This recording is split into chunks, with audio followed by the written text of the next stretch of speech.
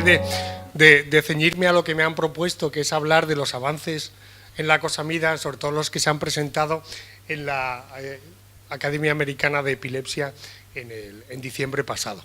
Entonces vamos a revisar allí los pósters más importantes, o bueno, a los que hemos podido tener acceso, y lógicamente lo primero son también los pósters nacionales.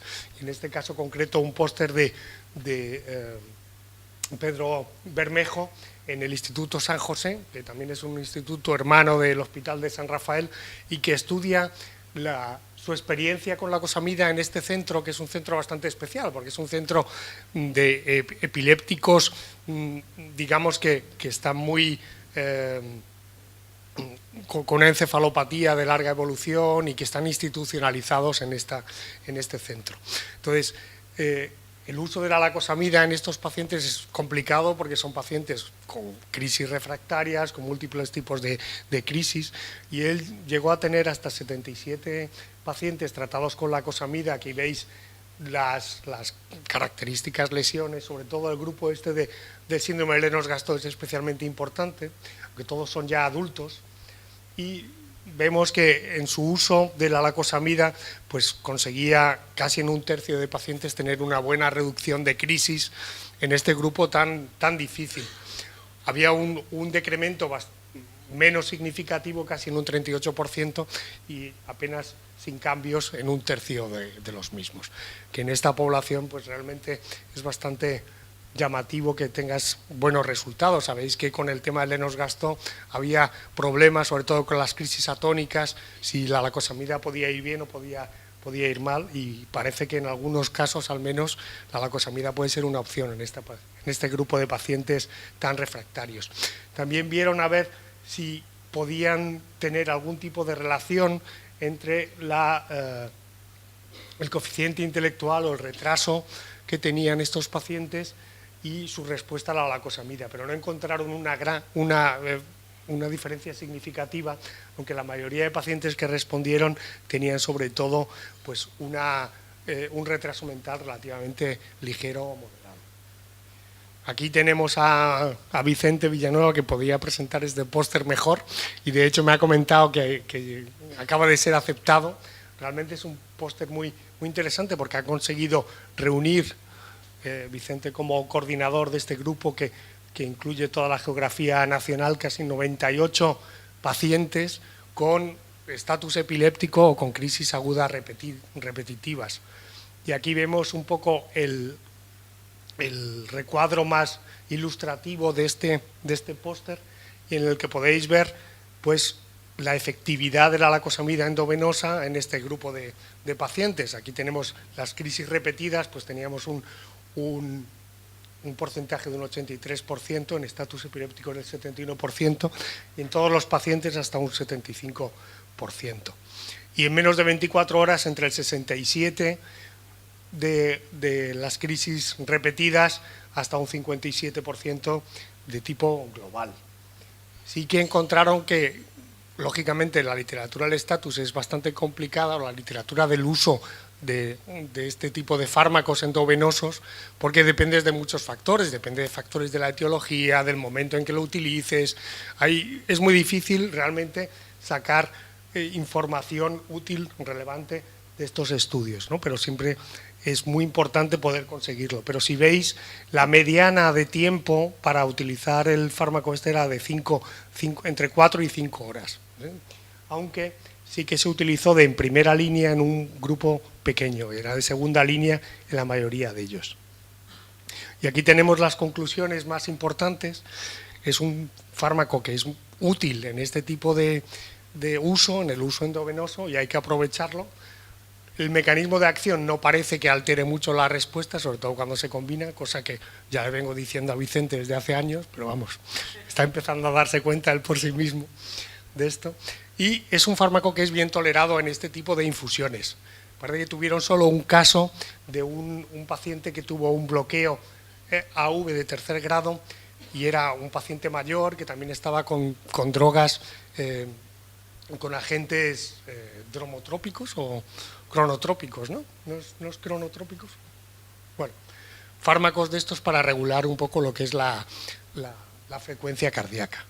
Entonces hay que tener especial cuidado, lógicamente, en este tipo de poblaciones, pero por lo demás es un fármaco que realmente no podemos prescindir de él porque no tenemos tantas opciones endovenosas para poder atacar este tipo de crisis. Vamos con estos pósters que ya son todos más corporativos. Este en concreto habla de la influencia que puede tener la lacosamida en los parámetros de sueño, en personas sin epilepsia, en sujetos sanos. Entonces van subiendo la medicación en dosis hasta 300 miligramos y ven que no hay alteración ninguna en los parámetros de la polisomnografía. Cosa que está bien, pero te gustaría ver qué es lo que pasa realmente en pacientes, porque ya el utilizar fármacos de estos en pacientes con epilepsia ya sí que tienen más alteración en los parámetros de sueño que podemos medir. Pero de entrada no hay alteraciones en los parámetros de polisomnografía que habitualmente miras. Vamos con este otro que es el efecto de la lacosamida en crisis parciales con generalización secundaria, y es el análisis conjunto, el pooled análisis de los 3 estudios con extensión abierta. Vemos lógicamente que cuando tú tratas de dar este tipo de fármacos a estos pacientes, lo primero que tratas de conseguir es sobre todo las crisis generalizadas o secundariamente generalizadas que deberían reaccionar antes, ¿no? Es lo que esperas. Y realmente es un poco lo que se ve aquí. Vemos las crisis parciales complejas secundariamente generalizadas, que serían esta barra, y vemos cómo la eficacia es superior a las de las crisis parciales complejas, pero de alrededor del 64%. Lógicamente, cuando vas avanzando más en el tiempo, este porcentaje baja más, pero vemos a 12 meses de libre de crisis en un 35%, que está bastante bien. Recordamos que estos son poblaciones que han entrado en los ensayos terapéuticos y que siguen una extensión abierta, con lo cual son pacientes realmente pues, seleccionados por su severidad de crisis. Cuando vemos en las cohortes, en los sucesivos años, ya veis que, bueno, empezamos en el primer año con 328, lógicamente llegas a 5 años con un porcentaje menor. Por eso también aumenta el porcentaje de pacientes que están bien controlados, los vas subseleccionando, pero llegas a 84 pacientes que tenían un 83% incluso de reducción de crisis. Lo que te da idea estas gráficas es que el efecto de la lacosamida se mantiene en el tiempo, incluso en plazos bastante prolongados de hasta 5 años, que la gente que realmente se beneficia de ello se va a seguir beneficiando a largo plazo, incluso a 5 años. Vamos con este que es interesante, y es el uso de la lacosamida en crisis primariamente generalizadas. Eso es algo que ha venido surgiendo como case reports en muchos casos, y que, bueno, pues están estudiando a ver si vale la pena hacer un estudio bastante más serio del uso de la lacosamida en este tipo de crisis. Entonces, el estudio que hicieron piloto se basa en un baseline, en una línea de base de crisis de 12 semanas histórica y luego una prospectiva de 4 semanas, el introducir lacosamida como fármaco add-on con 6 semanas de mantenimiento y luego seguirles al menos durante 56 semanas en el estudio de extensión. Es un estudio bastante extenso en ese sentido. Y como veis, la diferencia o la disminución de crisis es bastante llamativa, tanto para el baseline combinado, es decir, las crisis históricas o las crisis del periodo de prospectivo, pues disminuyen en los primeros 6 meses cerca del 100%, ¿no? Luego, conforme te acercas a los 12 meses, pues ya baja más, pero sigue manteniéndose por encima del 80%. Eso quiere decir que en este grupo de pacientes que no se controlan con los fármacos habituales que damos para crisis generalizadas, puede ser una opción. Siempre te queda la duda de si estos pacientes pueden tener más problemas con ausencias o con mioclonías, porque esa es un poco lo que te puede echar para atrás. Sin embargo, en este estudio no se ha encontrado realmente una diferencia significativa en cuanto a los días con mioclonías o los días con ausencias. Entonces, puede ser un fármaco que puede ser bastante útil en estos pacientes con crisis generalizadas tónico-clónicas. Claro, uno piensa cuántos de estos serán realmente crisis frontales, ¿no? Eso puede ser, muchos de estos pacientes pueden acabar teniendo crisis focales de origen frontal que se manifiestan únicamente como crisis generalizadas. El caso es que el 74% de los pacientes mantenían bien este fármaco, que no había ningún efecto adverso de carácter distinto a los ya conocidos, incluso en este grupo de pacientes, y lo más importante es que no había evidencia de un aumento en las ausencias o en crisis mioclónicas, incluso después de 12 meses de tratamiento. Vamos ahora con el VITOVA en una nueva edición. Ya sabéis que el VITOVA es un estudio prospectivo que está sobre todo en centros de Alemania, me parece que son un montón de centros, que se basa en utilizar el Vimpat como primer fármaco add-on, como primer fármaco añadido. Y este es uno de los múltiples interims que van dando, y es curioso porque siempre se van manifestando las mismas características que conviene destacar. Aquí lo único complicado es que habitualmente damos las cifras a libertad de crisis más a 6 meses y aquí solo son a 3 meses, que es bastante más reducido. Pero el tanto por ciento de respondedores al 50% sigue siendo el 70%, con un 40%, 41% de libertad de crisis.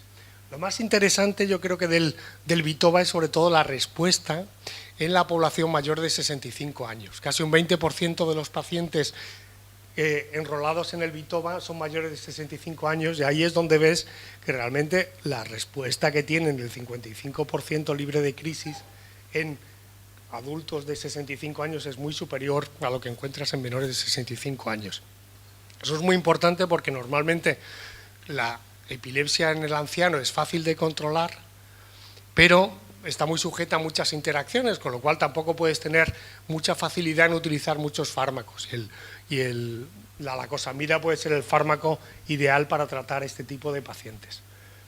Lógicamente, cuando utilizas el fármaco como primer añadido, tienes mejor respuesta que si lo vas utilizando cuando ya han utilizado muchos más fármacos. Lógicamente vas seleccionando pacientes cada vez más difíciles si han tomado muchos más fármacos. Y vemos también que los fármacos funcionan mucho mejor cuando la evolución de la epilepsia es menor, ¿no? Cuando es menor de 5 años tienes mejores resultados que cuando son epilepsias de larga evolución. Entonces ya vamos con el segundo interim análisis y más o menos se corroboran estos hallazgos. Lo principal, la buena evolución en pacientes mayores de 65 años y que tenía una tasa de retención casi del 80%. Vamos con el último y es el estudio que va a dar la entrada a la lacosamida como monoterapia en Estados Unidos. Es un estudio que tiene este diseño. Ya sabéis que la FDA lo que hace es comparar con pseudoplacebo de controles históricos, con series históricas, y un poco el diseño es una fase prospectiva de 8 semanas, una titulación en 2 grupos con una randomización 3:1 de 400 versus 300 miligramos y luego pues una fase de monoterapia después de haberle retirado los otros fármacos de al menos 10 semanas, tanto con 400 como con 300 miligramos. Vemos aquí que hay un 75% lógicamente en 400 miligramos y vais viendo un poco los criterios de salida. Aquí lo que importa en estas series es por qué el paciente abandona el estudio, o porque tiene empeoramiento de crisis o porque tiene efectos secundarios, etcétera. Este es el gráfico más importante junto con la Kaplan-Meier que os voy a mostrar después, y en el que muestra cuál es el porcentaje de pacientes con su intervalo de confianza que, según el grupo de control, deberían haber abandonado el estudio en los 112 días que duraba. Y vemos que la diferencia es un 85% versus un 30% del grupo de la lacosamida. Es decir, la lacosamida funciona mejor que los controles históricos para los criterios de exclusión de más de uno que hemos visto, que son básicamente empeoramiento de las crisis. Y este es